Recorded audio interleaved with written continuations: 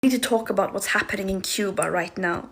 As the Trump administration is waging illegitimate wars across the world, killing countless of people, it is also strangling the Cuban people, deliberately, methodically, and openly. The pedophile Trump himself bragged about it, saying, "There's an embargo, there is no oil, there's no money, there's no anything." He said it like it was something to be proud of, while millions of people have been plunged into darkness by rolling blackouts, while hospitals lose power, while ambulances run out of fuel, while shelves go empty. The United Nations has warned of imminent humanitarian crisis. Intensive care units and emergency rooms are compromised.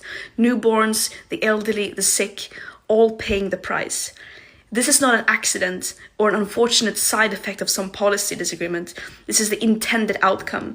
Since 1962, the US embargo has been designed, in the words of the US State Department itself, to bring about hunger, desperation, and overthrow the government. Now the Trump administration is escalating it further, plotting what they themselves have called a takeover of the island. We cannot be silent about this. Cuba did not stay silent when the world needed it. For over 60 years, Cuba sent its doctors to all corners of the earth. Cuban medical workers fought Ebola in West Africa. They responded to disasters in Haiti. They trained generations of doctors from all over the world. When liberation movements were fighting for independence from colonial rule across Africa and much of the world was looking the other way, Cuba stood in solidarity, not just in words, but in action, with real material support. Cuba stood up for the world, and now it is time for the world to stand up for Cuba.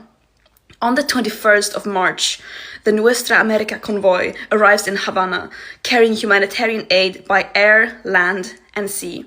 That day has been declared the International Day of Solidarity with Cuba, and I'm asking all of you, every friend of peace, every defender of the right of peoples to determine their own futures, to join. Wherever you are in the world, go to your local US embassy and make your voice heard. Find your local Cuba Solidarity Network, organize something in your community, show up, because the right of the Cuban people to build their own society, free from siege and economic sabotage, is not a matter of partisanship, it is a matter of basic human dignity. The people in power do not act unless we compel them to. And so now we compel them. Together we say it loudly and clearly, Cuba sí, bloqueo no.